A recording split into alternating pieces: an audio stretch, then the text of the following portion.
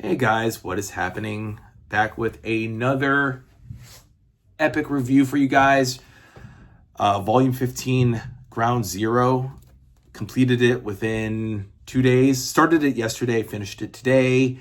Covering Incredible Hulk 331 to 346 and the Marvel graphic novel number 29, The Big Change Between the Hulk and the Thing. We have now Peter David fully in command as the writer, Todd McFarlane as the penciler, and his own inker later on. He's paired up with a couple people, and then it's like, it's McFarlane's show. And pretty much what has happened, the overarching storyline here, is that the leader rears his ugly face, his ugly head again. But at the same time, this is in 331, 332, 333. He's normal. He's Samuel Stearns. Manages to convince the Grey Hulk to help him use this machine to zap the radiation from Rick, who is the Green Hulk. And so now he succeeds in that, manages to cure Rick from being the Hulk, and becomes the leader once again. The leader, instead of having a long, tall head, he now has these testicles and scrotums for a cassava. Trust me, it looks pretty testicular. And so they think he dies. There's an explosion in Banner's secret cave that gets blown up. Clay Quartermain also blows up Gamma Bay. So now Clay, Rick, and Bruce are now on the run. They're looking for Betty, who's on the run with Ramon in New Orleans. Meanwhile, they also want to find this stockpile of gamma bombs that S.H.I.E.L.D. has put away in Arizona. So now it's become like a road trip, a buddy flick road trip between these three guys. They eventually find Betty, who's been kidnapped by the leader, who's still alive. Shocker. He also has taken two members of the Hulkbusters. The two of them, Armand Martel, the French dude, and the Japanese chick, Hideko Takada, I think her name was. I forgot. They decided to quit. It's not for them being in the Hulkbusters, but the black dude, Laroque, and the old dude, Saunders, stick around. And they work with S.H.I.E.L.D., but then they get hypnotized by Leader to become the Rock and the Redeemer, and work for the Leader.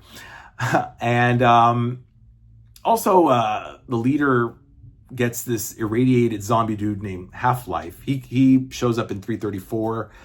And that was actually a pretty interesting story. The whole volume was really, really good to read. Peter David is just miles ahead of everything that I've read thus far from Stan Lee, Len Wein, Steve Englehart, Roger Stern, Bill Mantlo. Nothing more can be said. Peter David is just a master wordsmith.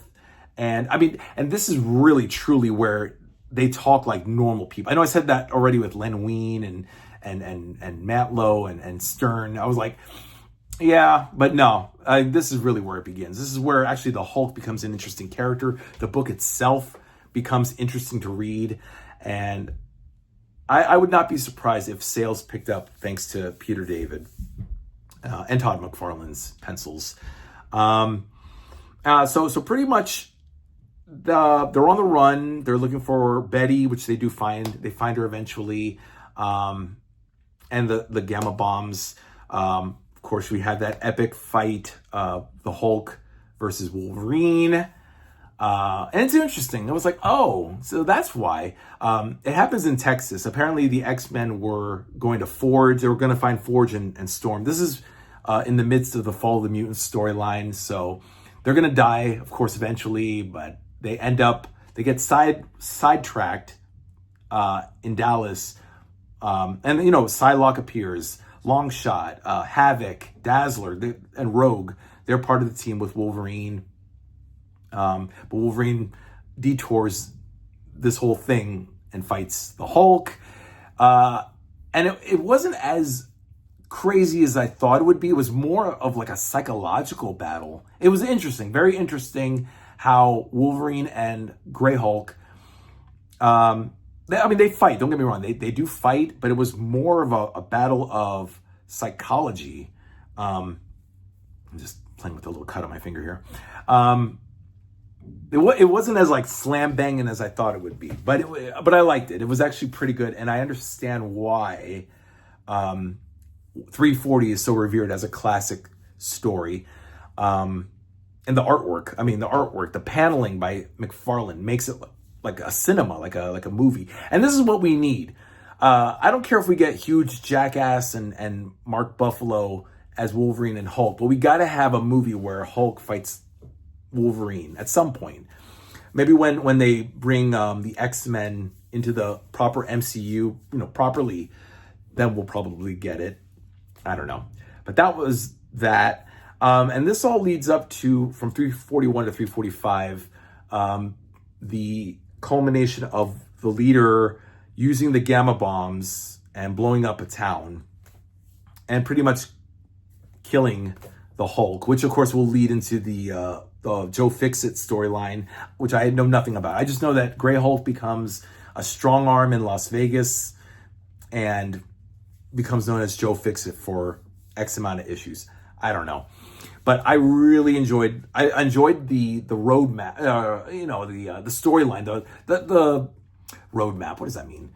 I just like that we broke away from convention, okay? It was no more, let's kill the Hulk. Thunderbolt Ross, let's kill the Hulk. Let's transform him back to Bruce. Let's save Bruce. No, but we need him to fight a villain. And then, oh no, but he's now the Hulk, so we have to kill him. That fucking vicious circle that Stan Lee and Len Wein and Roger Stern and even Mantlo with the Crossroads storyline seem to go around in circles. Peter David is just like, fuck that. Let's just turn this book on its ear and just give you unexpected twists and turns. And that's what we get, which is, like I said, what makes, for me, Peter David such an incredible writer. And in his first outing already, like right off the bat, he's just changing things around, changing the status quo and what we've come to expect.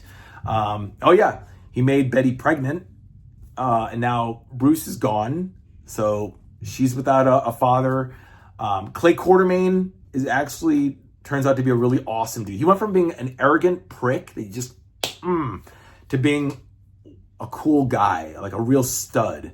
And Rick turned out to be not so annoying, so man, I gotta say they really twisted the knife a lot with him feeling so guilty about Bruce. And I thought everybody else had to remind us that Bruce saved Rick and Rick was thrown into the ditch but finally he's like, okay, I accept what I did, fuck it, And this is after he got cured of his radiation, being cured of being the Hulk. Betty finally escaped Ramon, this guy claiming to be her husband. I would have liked, I had hoped Hulk would like tear him apart, but Betty ran away and got captured by the leader and then got saved. And then it's like, oh yeah, she's pregnant. The last issue, 346, was interesting. It ended with a congressional hearing with Rick, Clay, and Betty, just talking about how much Bruce meant to them, and but this is it. This is it pretty much for everybody. I just know peripherally that going forward now, we're gonna have Grey Hulk. I don't know what happens with Volume 16. That hasn't been announced, but Hulk is gonna be Grey Hulk. Joe Fixit, because I guess he has amnesia. I don't know. But let me know what you guys think in the comments. Let me know if you guys have read these stories, because I haven't. So we're actually going to jump another 3 volumes from 15 to 19. And interestingly enough, it's like when Volume 13 starts with 297, Volume 19 begins with 397. So we got like a whole bunch of issues from 347 up until 396. So that's what, like 50 issues? 49 issues that we're gonna miss, and we're gonna. Oh, hold on. Let me get it. Let me get it out in case you guys don't know. It's called Ghosts of the Past, and this, by the way, is the very first Hulk epic to come out way back in 2015, and I have it. This is the first print. I don't think they've made a reprint of it. Have they? I don't know. But this is now 10 years old, this book right here. The very first Hulk epic to be released. Ghosts of the Past, which is volume 19. And it's a bummer. We're going to skip 16, 17, and 18 and just go right into 19. I don't know what happens. But Peter David is involved. Let's see, we have Peter David, Ron Mars, Dale Keown, Jan Durasima, and Gary Frank. Yeah. And this is, let me see. Oh, wow. There's a lot in this volume. 397 to 406, annuals 18 and 19, plus material from, this is the annual. I think this is that annual that I already read with what was it? That dude, who cares? I don't know. I'm looking at this here. Actually, let me read this. Oh, yeah. So let me see. This has materials from Namor the Submariner Annual 2, Silver Surfer Annual 5, Doctor Strange Sorcerer Supreme Annual 2, and Marvel Holiday Special number 2. Yeah, I think this is the one where he joins the Pantheon. This one right here. An epic clash between the Hulk, the leader, and the UFOs is going to end very badly for the gamma-brained villain. Rick Jones' girlfriend Marlo won't fare any better. Oh, so we're going to have Marlo Chandler, which Rick eventually marries. She dies. Oh, okay. There you go. But thankfully, that's not the end of her story. As for the Hulk, he's about to get an offer he can't refuse, one that puts him in charge of the Pantheon. He'll have his hands full with the Juggernaut, the Avengers, and Doc Samson. But when Dumb Magician, Fishman, and Shiny Face show up, it can only mean one thing, the return of the Defenders. So there you go. So we're going to have a Defenders reunion. Oh, yeah, and I forgot Doc Samson, when Clay Quartermain destroyed Gamma Base, they forgot about Samson, and Samson's like, he gets out of the rubble, and he's like, oh, what the hell? What do I do now? You know? So it's good. It's good to see what happens to Doc Samson after that happens. All right, guys. Hopefully that made a lot of sense for you. Sorry, I'm really hungry and nauseous right now. I'm like, I got to go eat some food because I've been reading literally for 4 hours now to read the last half. Can I show you guys? For those of you who wonder how and why do I read so quickly, it's because I break the issues down. So I literally, if you look here, I literally read all of this yesterday, and I read all of this today. So, and that's what, like over 200 pages yesterday and today. So this is only 464 pages, but yeah, that's how I read pretty quickly, guys. I actually plan what I'm going to read, and I stick to it. And I'm exhausted. I'm paying for it. All right, guys, that was volume 15, Ground Zero. It came out last year, so you should be able to get it in your comic book store. Let me know what you guys think. Let me know your opinions if you've already read it. I love it.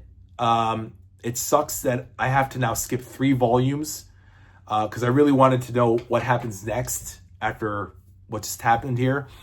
But okay, whatever. We'll get now 19 through 22. So we'll have 4 consecutive volumes here going forward. Then we'll skip 23 and then end the whole series with 24. I don't know why they have to bounce around like this. That's the one thing I don't like. You know, I want to know what happened. What happens in volume 16, 17, 18. Okay, whatever. That's a me problem, guys. Pokemon. Yeah, I don't know if you guys have noticed. All right, I'm a Mewtwo guy, by the way, just in case you guys want to know. All right, off topic there. Let me know what you guys think, guys. Like and subscribe or don't, you know, but keep reading the epics, guys. They're awesome.